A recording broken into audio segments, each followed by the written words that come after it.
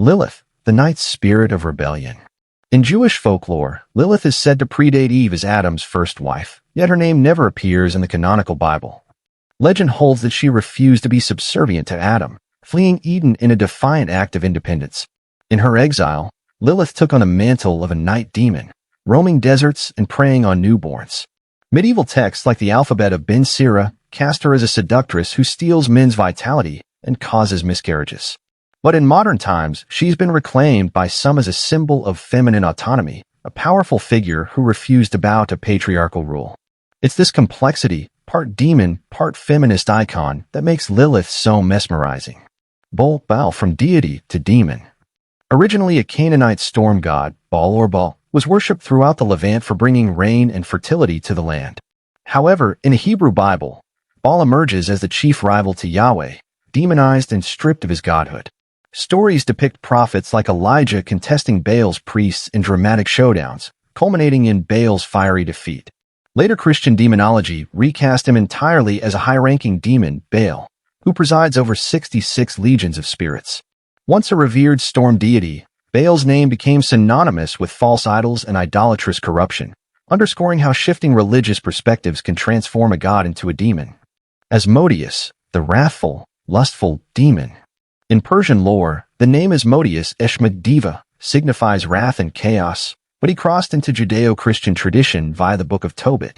There, Asmodeus appears as a demon of lust or jealousy, tormenting a young woman named Sarah by killing every man she attempts to marry. His destructive rage was said to stem from a twisted desire to claim her for himself. Ancient demonologists depicted him with 3 heads, bull, man, and ram, and an array of monstrous attributes.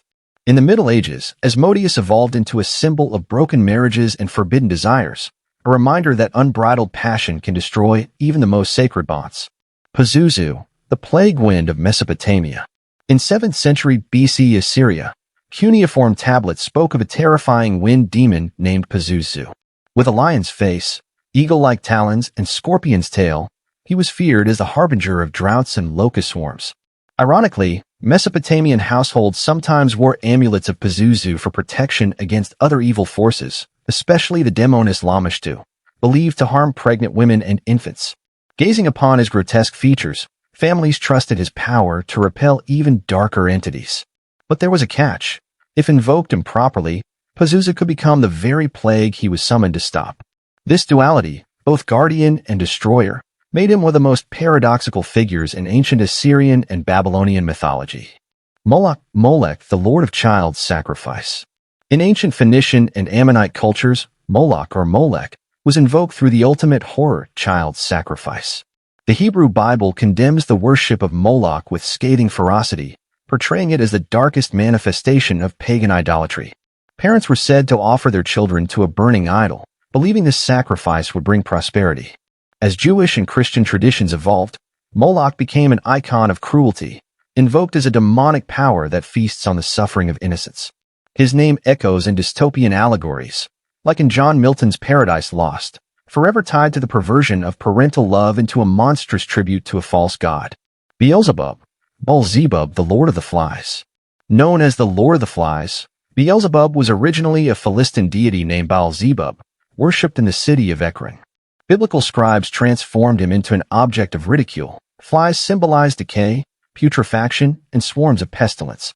Over centuries, Christian demonology elevated Beelzebub into a prince of hell, second only to Satan in power. Often depicted with flies buzzing around him, he embodied not just physical rot but spiritual corruption. In the Middle Ages, inquisitors saw Beelzebub behind every plague and pestilence, reinforcing the idea that the decay of the body was linked to the decay of the soul. Belial, the personification of lawlessness. Appearing in early Jewish writings like the Dead Sea Scrolls and the Book of Jubilees, Belial represents lawlessness, deception, and darkness. His name, often translated as worthless or without a master, signifies rebellion against the divine order. Belial is frequently linked to corrupt rulers, false prophets, and those who lead Israel astray. Some scrolls paint him as the commander of demonic forces, locked in eternal war against the sons of light. In Christian tradition, Belial's name became synonymous with all that is vile and treacherous, reinforcing him as a symbol of a moral vacuum, a spiritual black hole that devours righteousness. Astaroth, the corrupted goddess. Derived from the Canaanite goddess Astarte, worshipped for fertility and war, Astaroth underwent a dramatic transformation in Judeo-Christian demonology. She became a demonized figure, labeled a Grand Duke of Hell in grimoires like the Lesser Key of Solomon. Depictions of Astaroth often show a half-human, half-serpentine being riding a dragon, offering knowledge of sciences, secrets, and even prophecy at a terrible cost. Her fall from revered goddess to damned spirit reflects the tension between ancient polytheistic worship and the monotheistic zeal that supplanted it, branding former deities as devils. Samiaza, leader of the fallen angels. In the Book of Enoch, Samiaza stands as the chief of the Watchers, angels sent to watch over humanity, but who instead succumbed to carnal desire. He and his followers taught forbidden arts like sorcery, astrology, and metalworking to humans, accelerating human civilization but also corrupting it. The offspring of these unions were the giant Nephilim, whose violence provoked divine wrath.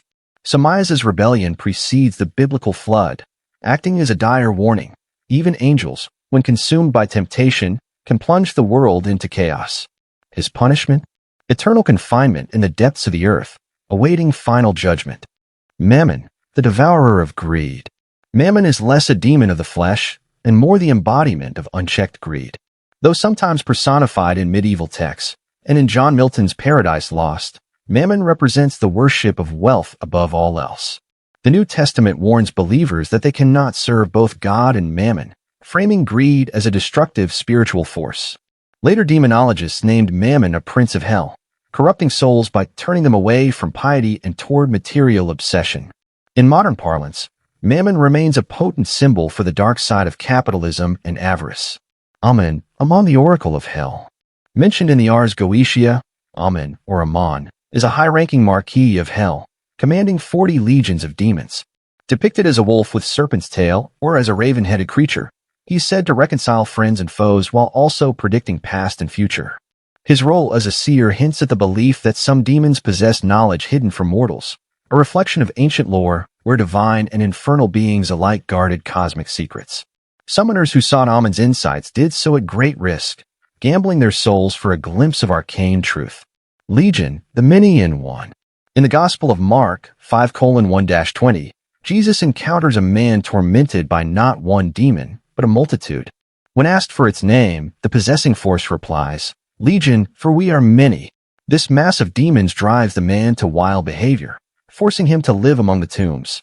Jesus ultimately cast them into a herd of pigs, which rush headlong into a lake and drown. This story underscores a harrowing idea.